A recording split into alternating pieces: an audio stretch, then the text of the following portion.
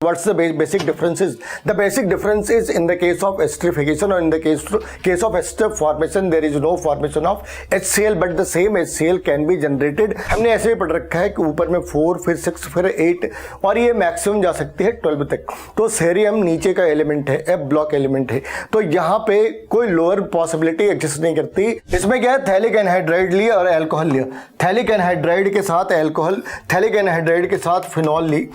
Alcohol ने ये test नहीं देना है, एल्कोहल ने इस टेस्ट को रिस्पॉन्ड नहीं करना है। Metadinitrobenzene is used to detect the carbonyl group. It means तुम ये नहीं कह सकते कि एल्डिहाइड है या कीटोन है, दोनों ने ही ये टेस्ट देने हैं। और खासकर एक नेम रिएक्शन भी है जो मेंशन नहीं है, सोडियम नाइट्रोप्रोसाइड, इसे यूज करते हैं ब्लड प्रेशर की मेडिसिन में।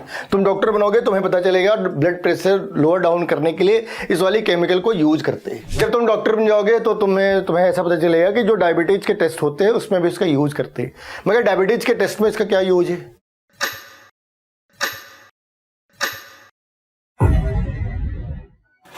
कैसे बच्चों, एक नई चैप्टर है, चैप्टर नंबर 20। किसने इंट्रोड्यूस करा? एनटीए ने इंट्रोड्यूस करा। क्या नाम है?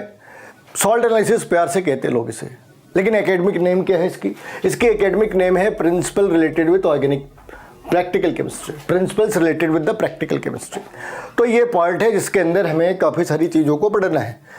और बेसिकली यहाँ पे स्टार्ट के अंदर हमें डिटेक्ट करनी है किन चीज़ों को?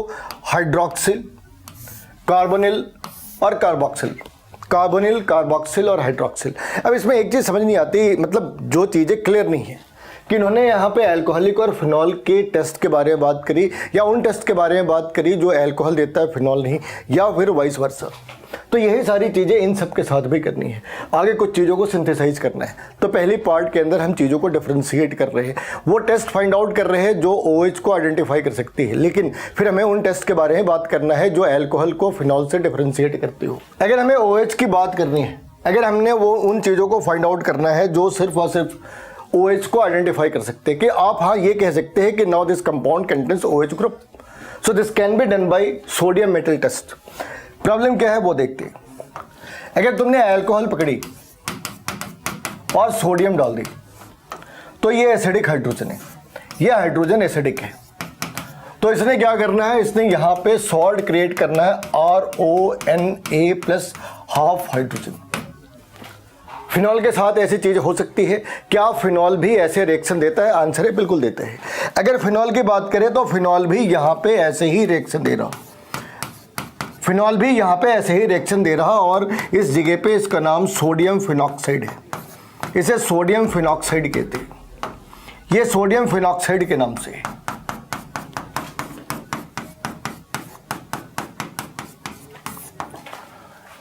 तो अगर हाइड्रोजन बाहर आ गई तो उस हाइड्रोजन के बाहर आने से आप हाइड्रोजन को आइडेंटिफाई कर सकते हैं। तो हाइड्रोजन एक इनफ्लेमेबल गैस है, उसके बाहर निकलते ही आग लग सकती है, इसके खतरे बने रहते हैं। और यहाँ से भी हम हाइड्रोजन को आइडेंटिफाई कर सकते हैं कि वो गैस जो नीले फ्लेम के साथ जल जाती है। दूसरी है एस्टर टेस्ट, दूसरी है एस्टर टेस्ट। एस्टर टेस्ट के अंदर क्या करा हमने? एल्कोहल ली या एसिड ली, या फिर हमने फिनॉल पकड़ ली।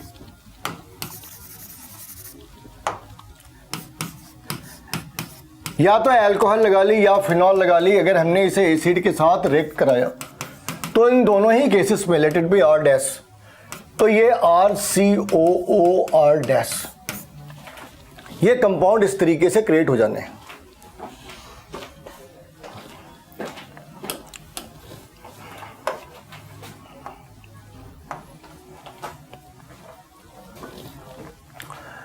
तो ये एस्टर जनरेट करने के दोनों तरीके हो सकते हैं। एस्टर तुमने अल्कोहल से भी जनरेट करा और एसिड से भी जनरेट करा, वैसे ही फिनॉल के साथ भी कर सकते हैं। ये फिनॉल है और इसे किसी एसिड के साथ रिएक्ट करवाई, दोनों ही केसेस में इसने एस्टर जनरेट करना है। फ्रूटी स्मेल, दोनों ही केसेस में इसने एस्टर जनरेट करना है जो आइडेंटिफाई कर सकते हैं फ्रूटी स्मेल से। अगर फ्रूटी स्मेल आई तो इसका ये मतलब है कि उस वाले कंपाउंड के अंदर एक OH ग्रुप है, वो OH group sp2 hybridise carbon के साथ भी अटैच हो सकता और वो sp3 हाइब्रिडाइज कार्बन के साथ भी अटैच हो सकता। अगर sp2 के साथ है तो इसने फिनॉल के साथ, फिनॉल वाले पार्ट के बारे में बातें कर रहे, और अगर sp3 के साथ है यानी कि आप अल्कोहल को डिफरेंशिएट कर रहे। तीसरी टेस्ट है acetyl chloride test. Acetyl chloride के साथ जो बेनिफिट है वो ये है कि अगर तुमने इसे अल्कोहल के साथ रिएक्ट करा, किसी भी अल्कोहल के साथ अगर तुमने इसे रिएक्ट कराई, तो इसने रिएक्ट करने के बाद क्या जनरेट करना है, एक तो इसने एस्टर क्रिएट करने हैं CH3COOR प्लस HCl। ये जो HCl है, अगर इस वाली HCl को तुमने अमोनियम हाइड्रोक्साइड के साथ रिएक्ट कराई तो इसने वाइट फ्यूम जनरेट करना है, इसने वाइट फ्यूम जनरेट करनी है। अब ऐसी बात है, उस वाली वाइट फ्यूम का फॉर्मूला क्या होना है, इस वाली वाइट फ्यूम का फॉर्मूला होना है अमोनियम क्लोराइड, इस वाली वाइट फ्यूम का फॉर्मूला होना है अमोनियम क्लोराइड। यही चीज़ें फिनॉल के साथ भी है, यही चीज़ें फिनॉल के साथ भी है, यही चीज़ें अल्कोहल के साथ भी है। तो एसिटाइल क्लोराइड टेस्ट अब तक कितने देखे, सोडियम मेटल टेस्ट देखा, एस्टर टेस्ट देखा, एसिटाइल क्लोराइड टेस्ट देखा। एसिटाइल क्लोराइड टेस्ट और एस्टर टेस्ट में क्या डिफरेंस है, तो आखिर इन दो टेस्ट के बीच में क्या डिफरेंस है, what's the basic differences. The basic difference is in the case of esterification और in the case of ester formation there is no formation of HCl, but the same HCl can be generated by using acetyl chloride test and the presence of HCl can be identified और it can be ascertained by the use of ammonium hydroxide with the dense white fume। Iodoform के बारे में बात कर ले। Iodoform क्या है, एक कंडीशन है, यानी हर एक अल्कोहल देगा, आंसर है नो, हर एक अल्कोहल देगा, आंसर है नो। फिनॉल देना है, आंसर है नो। फिनॉल ने भी नहीं देना और इसने भी नहीं देना, लेकिन इसने अल्कोहल ने देना है 2 डिग्री मिथाइल अल्कोहल ने, 2 डिग्री मिथाइल अल्कोहल। अगर कहीं पे 2 डिग्री मिथाइल अल्कोहल है, it's a 2 degree methyl alcohol. तो अगर तुम्हें याद हो या तुमने ध्यान से पढ़ा हो तो तुम्हें याद होगा कि यहाँ पे क्या करते भाई कि अगर हमने ऐसे रखे कार्बन और यहाँ पे लगा दी OH, अब ये इस वाली साइड से मिथाइल भी है और ये 2 डिग्री अल्कोहल भी है। इसने आयोडोफॉर्म टेस्ट देने हैं, इसने आयोडोफॉर्म टेस्ट देने हैं। ये जो पार्ट है, इस वाली पार्ट ने आयोडोफॉर्म क्रिएट करना है, इस वाली पार्ट ने आयोडोफॉर्म क्रिएट करना है और इस वाली पार्ट ने जो पार्ट बच गई, कितने कार्बन, 3 कार्बन है, तो इसने सॉल्ट ऑफ एसिड जनरेट करना है। तो सारे अल्कोहल ने नहीं देना, ऑब्वियस सी बात है, सारे अल्कोहल ने नहीं देना, मगर 2 डिग्री अल्कोहल जिसके एक साइड पे मिथाइल ग्रुप है उसने तो जरूर ही देना है। एक और भी है सेरिक अमोनियम नाइट्रेट टेस्ट। यहाँ पे थोड़ी सी तुम्हें कोऑर्डिनेशन नंबर का ध्यान रखना है।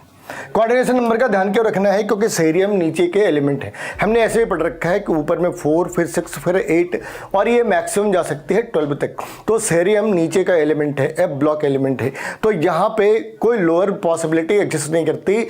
आप इस बात का ध्यान रख सकते हैं कि ये अप टू 12 तक जा सकती है। तो यहाँ पे क्या है, इन्होंने रेड या डार्क रेड ऐसे कॉम्प्लेक्स क्रिएट करने हैं। प्रॉब्लम कहाँ पे आनी है, कोऑर्डिनेशन नंबर यहाँ तुम्हें 4 और 3 कितना दिख रहा, 7। अपनी ऐसी परसेप्शन है, एक स्टूडेंट की ऐसी परसेप्शन होती है कि 6 से ज़्यादा कैसे, भाई 6 से ज़्यादा हम जो 3D एलिमेंट्स हैं उनके बारे में सोचते। ये जो 6 कोऑर्डिनेशन नंबर है, इसके रिस्ट्रिक्शन तो जो 4D एलिमेंट है उनके साथ भी नहीं करते, ये तो F ब्लॉक का पहला एलिमेंट है, तो यहाँ पे वो रिस्ट्रिक्शंस काम नहीं आते। ये अप टू 12 कर सकता है, अभी तो इसने सिर्फ और सिर्फ 7 ही करे हैं, यानी पॉसिबिलिटी अब भी एग्जिस्ट करती है। इसके रिएक्शन में एक फ़र्क है, अगर ये फिनॉल के साथ रिएक्ट करे तो यहाँ पे 3 की जगह 2 है। ये देखो यहाँ पे 3 लिखी है और यहाँ पे 2 लिखा है, इसका तुम्हें थोड़ा ध्यान रखना है। अब इन सारी चीज़ों में एक प्रॉब्लम क्या है कि जब उन NTA वालों से लोगों ने पूछा कि भाई ये तो सिलेबस के अंदर नहीं है, तो वो कह रहे NCERT में नहीं है, लेकिन NCERT के अलावा और भी स्टेट बोर्ड्स हैं। तो फिर हमने काफ़ी सारे स्टेट बोर्ड्स आइडेंटिफाई करे, वहाँ पे देखा कि कहाँ पे कौन से रिएक्शन दे रखे हैं। तो ये रिएक्शन मेजॉरिटी स्टेट बोर्ड के अंदर दे रखी है, मेजॉरिटी के अंदर दे रखी है। तो यहाँ पे हमें इस चीज़ का ध्यान रखना होगा, अगर वो ऐसी बातें कर रहे हैं कि NCERT में भी a reference but it is not the it can not be always a reference, so we are having other boards then the NCERT। तो उसके बाद भी अगर मान ले तो हमें इन चीज़ों का ध्यान रखना है। ये तो है कि हमने कब OH ग्रुप को आइडेंटिफाई करा, लेकिन अगर उसने, क्योंकि उसने ब्रैकेट के अंदर एक बात क्रिएट करी कि आप अल्कोहल और फिनॉल के बारे में बात करें, तो आप क्या चाहते कि हम इसे डिफरेंशिएट भी कर दें। चलो कोई बात नहीं, आपकी बात मान लेते हैं, इसे डिफरेंशिएट भी कर देते हैं। अब तक जो पढ़ा वो किस बात के लिए थी, to identify the OH group. अब क्या करने जा रहे हैं, to differentiate between alcohol and phenol. अब हमें यह पता है कि OH ग्रुप है, अब हमें यह मालूम है कि OH ग्रुप है, लेकिन अब हम उसे डिफरेंशिएट कर रहे हैं कि वो अल्कोहल है या फिनॉल है। तो यहाँ पे सबसे पहले रिएक्शन है कपलिंग। ये फिनॉल ने देना है, ये रिएक्शन फिनॉल ने देना है, मगर ये कपलिंग रिएक्शन अल्कोहल ने नहीं देना। अल्कोहल ऐसी कोई कपलिंग रिएक्शन नहीं देता। अगर हम रिएक्शन की बात करें NaOH के साथ, तो phenol being acidic in the nature, phenol being acidic in the nature, ये रिएक्ट करता है NaOH के साथ, लेकिन अल्कोहल रिएक्ट नहीं करता।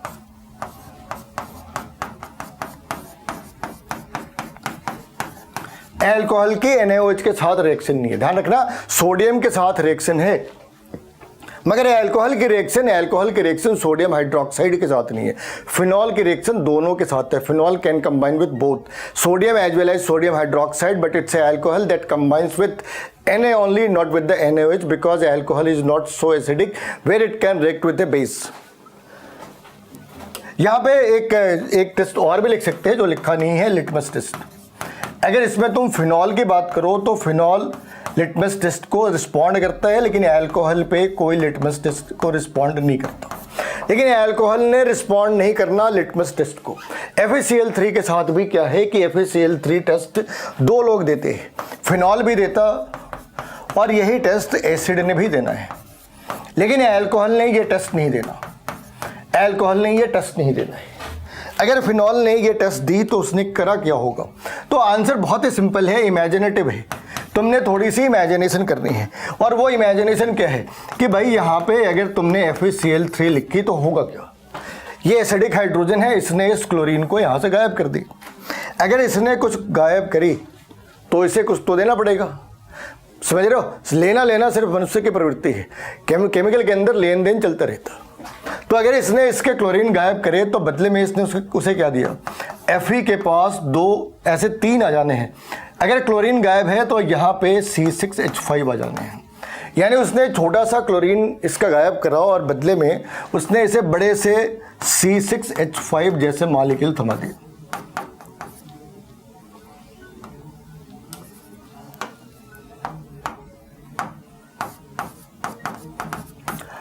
अब ये कंपाउंड काफ़ी ज़्यादा इंटेंस कलर्ड कंपाउंड हो सकता है, क्योंकि इसके अंदर 3 बेंजीन रिंग है जो रिजोनेटिंग स्ट्रक्चर के साथ काफ़ी इंटेंस कलर कंपाउंड क्रिएट कर सकते हैं।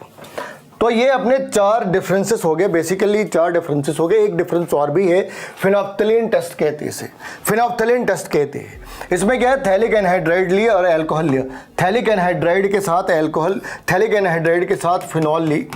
अल्कोहल ने ये टेस्ट नहीं देना है, अल्कोहल ने इस टेस्ट को रिस्पॉन्ड नहीं करना है, नो रिएक्शन।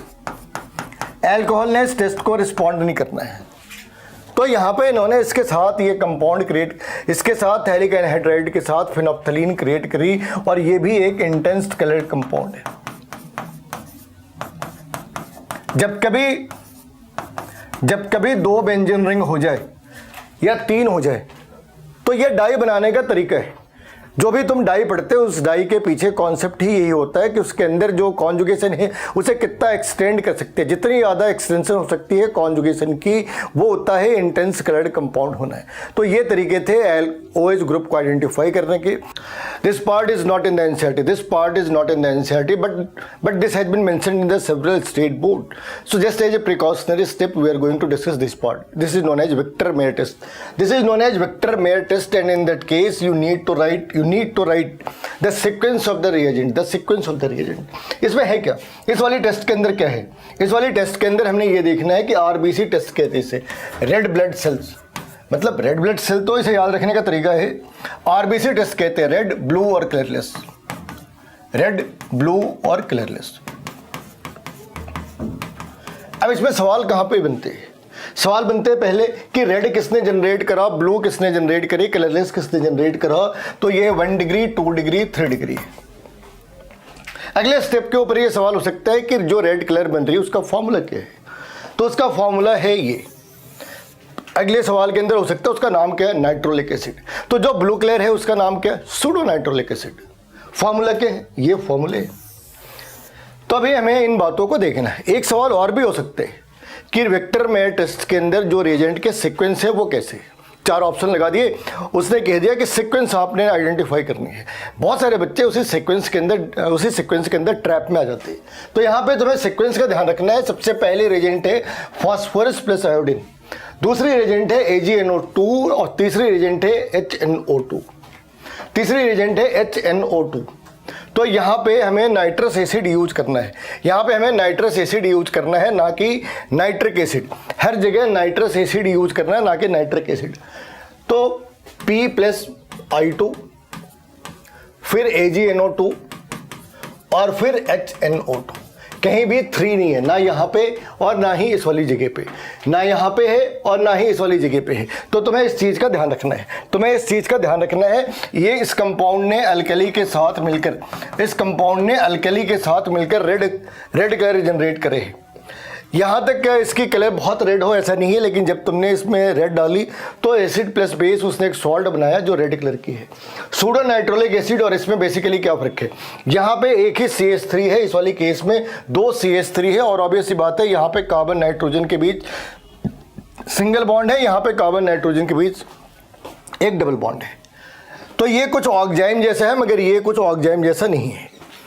और जो 3 डिग्री है इनमें जब हमने HNO2 ऐड करा तो उसने इसके साथ कहीं कोई रिएक्शन शो नहीं करी। 3 डिग्री अल्कोहल ने HNO2 के साथ किसी तरीके का कोई रिएक्शन दिया ही नहीं। तो ये विक्टर में टेस्ट है। बाकी इसके बाद अपने जो सिलेबस के अंदर दे रखे कौन सी Lucas test, 3 degree, 2 degree, 1 degree. 3 degree ने इमीडिएटली रिएक्ट करा, 2 डिग्री ने 5 मिनट बाद करा, और 1 डिग्री उस T के ऊपर, उस टेम्परेचर के ऊपर उसने रिएक्ट नहीं करा। इससे कहीं भी ये प्रूव नहीं होता, एस्टेब्लिश नहीं होता कि 1 डिग्री ने कभी रिएक्ट नहीं करा। 1 डिग्री ने रिएक्ट करा मगर उस टेम्परेचर के ऊपर नहीं करा। जो दूसरी पार्ट है वो कह रहे हैं कि अब आप कार्बोनिल ग्रुप को आइडेंटिफाई करना बताओ। तो कार्बोनिल ग्रुप को आइडेंटिफाई करने के बड़े सारे तरीके हो सकते। Metadinitrobenzene is used to detect the carbonyl group. It means तुम ये नहीं कह सकते कि एल्डिहाइड है या कीटोन है, दोनों ने ही ये टेस्ट देने हैं। और खासकर एक नेम रिएक्शन भी है जो मेंशन नहीं है, उस वाली नेम रिएक्शन के अंदर अगर मिथाइलिन ग्रुप है तो उसने तो जरूर ही देना है इस वाली टेस्ट को। लेकिन बेसिकली इसमें क्या है, अगर इसने ये 2,4 ये अपना मेटा ग्रुप है और इस मेटा ग्रुप ने बेस के प्रेजेंस में जब रिएक्ट करा तो इसने रेड सॉल्यूशन क्रिएट करे। इसने कौन से सॉल्यूशन क्रिएट करे, इसने रेड सॉल्यूशन क्रिएट करे। और इस रेड सॉल्यूशन ने ये एस्टेब्लिश कर दिया कि जो कंपाउंड है वो कंपाउंड कार्बोनिल कंपाउंड है। जो इसकी दूसरी टेस्ट है वो NaHCO3 के साथ है, सोडियम बाइसल्फाइड। सोडियम बाइसल्फाइड के साथ रिएक्शन है, बड़ी सिंपल सी रिएक्शन है कि तुमने अगर इसे डिफ्रेंशिएट करा तो Na पॉजिटिव है, Na पॉजिटिव है और बाकी चीज़ें नेगेटिव है। जो पॉजिटिव पार्ट है वो ऑक्सीजन के साथ अटैच हो जानी है और जो नेगेटिव पार्ट है वो इस पॉजिटिव कार्बन के साथ अटैच हो जानी है। पॉजिटिव पार्ट ने सोडियम को अट्रैक्ट करा और नेगेटिव पार्ट SO3H यहाँ पे आके आ जाती है। अब एक प्रॉब्लम है, जो सोडियम के साथ, जो ऑक्सीजन सोडियम के साथ अटैच है तो उस वाले के पास स्टेरिक हिंड्रेंस जाता है, उसे एक छोटा सा एलिमेंट चाहिए ताकि वो अपनी स्टेबिलिटी इंक्रीज कर सके। तो यहाँ पे तुम देखोगे इंटरचेंज हो जानी है, ये सोडियम नीचे जा रही और ये हाइड्रोजन ऊपर की साइड पे।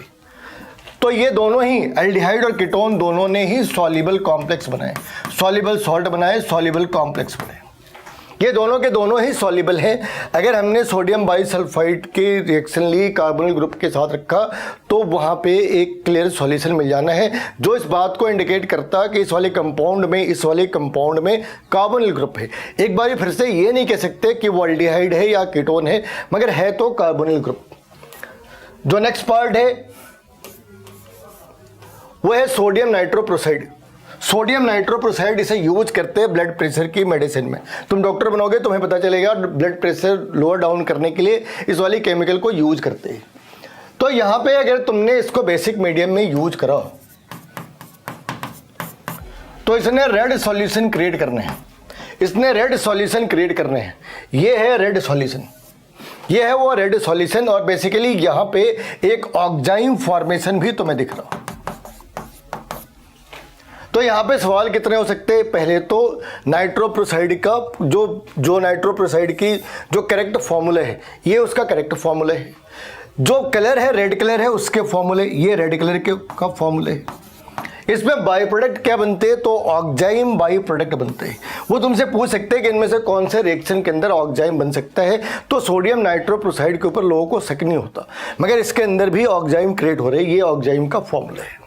तो यहाँ पे इतनी सी बातें हैं सोडियम नाइट्रोप्रोसाइड काम कैसे करता भाई, ये ब्लड प्रेशर को रिड्यूस करते हैं। दूसरी बात, ये एल्डिहाइड हो या कीटोन हो, उनके साथ एक रेड सॉल्यूशन क्रिएट करता है। लेकिन अगर हमने पाइपरडीन यूज करी तो वहाँ पे ये ब्लू सॉल्यूशन क्रिएट करते हैं। पाइपरडीन बोले तो इस तरीके का कंपाउंड, नाइट्रोजन और इसके साथ हाइड्रोजन। अगर हमने ये यूज करा, ये अल्कलाइन मीडियम के अंदर है, लेकिन अगर हमने अगर हमने पाइपरडीन यूज करी तो वो ब्लू कलर सॉल्यूशन जनरेट करते हैं। ये प्रिकॉशनरी तुम्हें बताया क्योंकि ये बातें कुछ कुछ स्टेट सिलेबस के अंदर तो है, सबके अंदर नहीं दे रखी। The next part is the 2,4-DNP. This part has been written in the NCERT. This is the direct line from the NCERT. They have told that it's aldehyde और ketone if they contains the carbonyl group. अगर उनके पास C double bond O है तो उसने इन जैसे compounds के साथ रिएक्ट करना है, और करके क्या इंडिकेट करना है, यहाँ पे जो चीज़ों की ट्रांसफॉर्मेशन है वो ऐसे है कि C डबल बॉन्ड O की जगह अब C डबल बॉन्ड N, इतना चेंज है। C डबल बॉन्ड O की जगह C डबल बॉन्ड N है।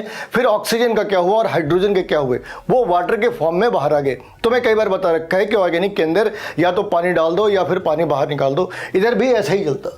तो यहाँ पे 2,4-DNP है, 2,4-डाइनाइट्रोफिनाइल हाइड्रोजन, 2,4-डाइनाइट्रोफिनाइल हाइड्रोजन, ये हाइड्रोजीन है। जब इसने कन्वर्ट करा, जब डबल बॉन्ड आ गई, तब इसका नाम जोन है। इसका तुम्हें ध्यान रखना है, हाइड्रोजीन और हाइड्रोजोन के अंदर अगर जोन लिखा है तो C डबल बॉन्ड N है, और अगर जीन लिखा है तो N सिंगल बॉन्ड N है। इसका तुम्हें ध्यान रखना है क्योंकि इस तरह के सवाल के अंदर वो फॉर्मूलों के अंदर तुम्हें ट्रैप कर सकते हैं।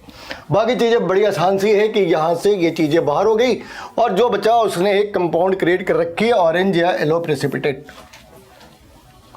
अब फेलिंग सॉल्यूशन, नेक्स्ट पार्ट है फेलिंग सॉल्यूशन, और इसमें जो इंपॉर्टेंट से सवाल है, पहली सवाल फॉर्मूला क्या है, दूसरी सवाल रिएक्शन के अंदर एक्चुअली हो क्या रहा, तीसरा सवाल कि क्या सारे एल्डिहाइड ये देते हैं, चौथा सवाल कि क्या एल्डिहाइड के अलावा भी कोई देते हैं। अब ये 4 क्वेश्चन हैं जिनके चारों तरफ ये चीज़ें बिल्डअप होती है। तो सबसे पहले फेलिंग सॉल्यूशन में क्या है, जो सॉल्ट का नाम है सोडियम पोटेशियम टार्टरेट। क्या नाम है भाई, सोडियम पोटेशियम टार्टरेट। मेरे साथ बोले सोडियम पोटेशियम टार्टरेट। क्यों, टार्टरिक एसिड में एक साइड सोडियम है और एक साइड पोटेशियम है, इसलिए इसका नाम है सोडियम पोटेशियम टार्टरेट। यहाँ पे बेस लेना क्यों जरूरी है, क्योंकि बेस लेके आप कैल्शियम सल्फेट, कॉपर सल्फेट को कॉपर हाइड्रोक्साइड में चेंज कर सकते हैं। आपने बेस यूज करी और कॉपर सल्फेट को चेंज करा कॉपर हाइड्रोक्साइड में, चलो चेंज ही कर लिया, फिर क्या हुआ, अगर आपने कॉपर हाइड्रोक्साइड के अंदर चीज़ों को चेंज भी कर ली तो क्या कर लिया, कौन सी बड़ी बात कर ली, आंसर ये है, बड़ी बात ये करी कि फिर आपने इस सॉल्ट के साथ जब उसे रिएक्ट करा, सोडियम पोटेशियम टार्टरेट के साथ जब उसे रिएक्ट करा तो यहाँ से वाटर मॉलिक्यूल बाहर आ गए, और वाटर मॉलिक्यूल बाहर आने के बाद ये इसने बना दी फेलिंग सॉल्यूशन, जो अल्कलाइन में डीप ब्लू सॉल्यूशन है। अल्कलाइन के अंदर ये डीप ब्लू सॉल्यूशन है, अल्कलाइन के अंदर ये एक डीप ब्लू सॉल्यूशन है। इतनी बात समझ आ गई। हमने कॉपर सल्फेट ली, साथ में सोडियम हाइड्रोक्साइड लिया। सोडियम हाइड्रोक्साइड ने कॉपर सल्फेट को कॉपर हाइड्रोक्साइड के अंदर चेंज कर दी।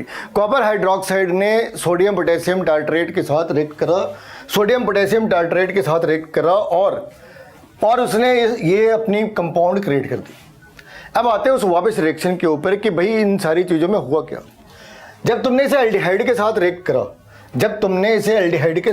करा, तो कहाँ पे चीज़ें आउट ऑफ प्रोपोर्शन ब्लो हो गई वो देखते हैं।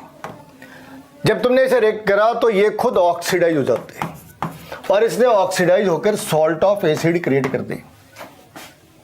इस वाली पार्ट में कुछ भी नहीं होता, नो चेंज, लेकिन कॉपर +2 से कॉपर +1 के अंदर आ जाता, और यही रेड प्रेसिपिटेट है। तो जो ब्लू कलर रेड हो रही ना, वो इसके कारण है कि ये ब्लू कलर है और ये अपना रेड है। बाकी इसमें कुछ भी नहीं है, जो जैसा था वैसा ही है, लेकिन यहाँ पे copper got reduced whereas aldehyde got oxidised. तो ये पूरी कहानी है। अब क्या सारे एल्डिहाइड ऐसा देते हैं? आंसर है सारे एल्डिहाइड नहीं देते। बेंजल्डिहाइड ये रिएक्शन नहीं देता, और बेंजल्डिहाइड ये रिएक्शन नहीं देता क्योंकि इसके अंदर कोई अल्फा हाइड्रोजन नहीं, नो अल्फा हाइड्रोजन।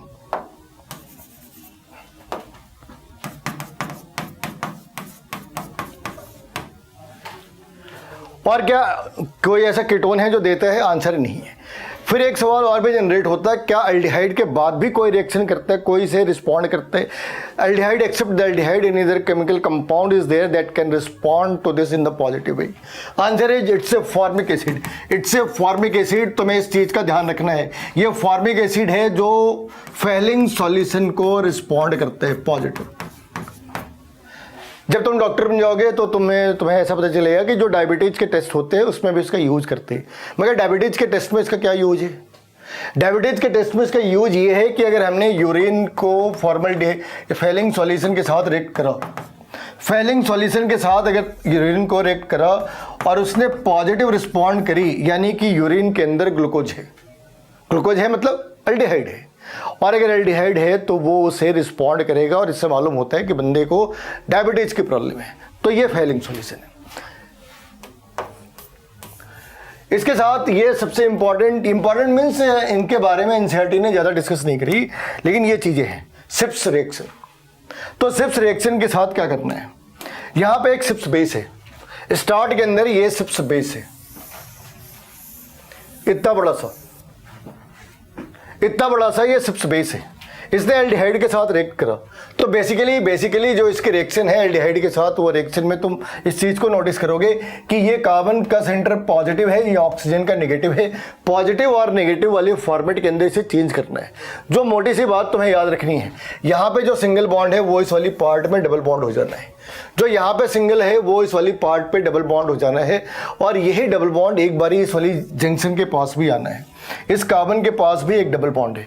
बाकी जो अप और डाउन रिंग है वो आज भी सिंगल बॉन्ड के साथ अटैच्ड है। बस एक छोटी सी प्रॉब्लम हो गई है, ये फॉर्मल्डिहाइड के साथ जब तुमने इसे डिसोसिएट करा तो ये हाइड्रोजन मतलब एक हाइड्रोजन बाहर है और बाकी सारी चीजें एक जगह पे है। ये हाइड्रोजन बाहर है और बाकी सारी चीजें एक जगह पे है। तो इस वाले ने मैजेंटा कलर इंट्रोड्यूस करा है, यहाँ पे एक छोटी सी प्रॉब्लम आती है कि सिप्स बेस जो है, अगर हम इसे एल्डिहाइड के साथ रिएक्ट कराए, या खास करके जो शुगर है, जो ग्लूकोज है, क्या वो इसे रिस्पॉन्ड करता है? आंसर नहीं करता। मगर क्यों? क्योंकि ये इतने स्ट्रॉन्ग रिएजेंट्स नहीं होते। होता क्या है कि जो ग्लूकोज है ये साइक्लिक फॉर्म के अंदर कन्वर्ट हो जा सकता है, ये साइक्लिक फॉर्म बना सकता है, और इस साइक्लिक फॉर्म को ये सिप्स बेस इतने स्ट्रॉन्ग नहीं होते कि उसे ब्रेक कर सकते, तो वो यहाँ पे रिस्पॉन्ड नहीं करता। एक और भी टेस्ट है जो बहुत ही फेमस है, टॉलरेंस रिएजेंट।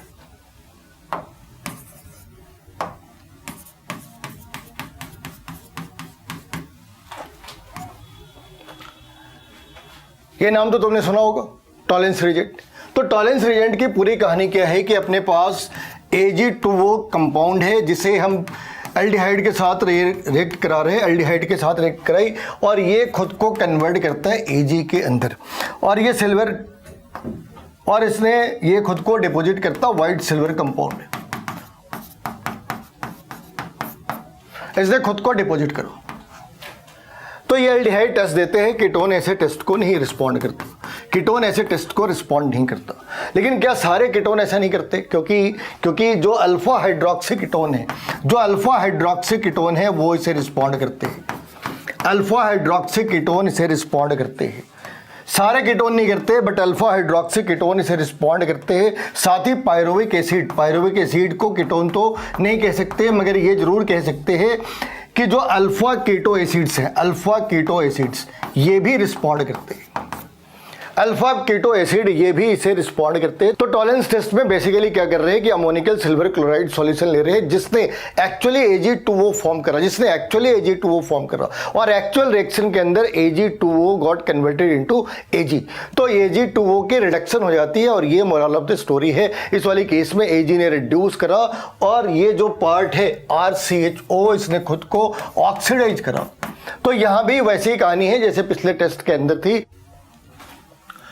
तो यहाँ पे तुम्हें इस बात का ध्यान रखना है कि सिप्स बेस ने इसके साथ रिएक्शन नहीं देनी, और अगर नहीं देनी क्योंकि वो साइक्लिक फॉर्म जिसे पायरोनोज भी कहते हैं वो फॉर्म करता, और सिप्स बेस उसे ब्रेक नहीं कर सकते। So what we learn in this segment, we learn that how to differentiate between aldehyde and ketone, at the same time we learn that what is the specific reaction that can be used to detect C double bond O, which can be used to detect C double bond O। तो ये detection का part है।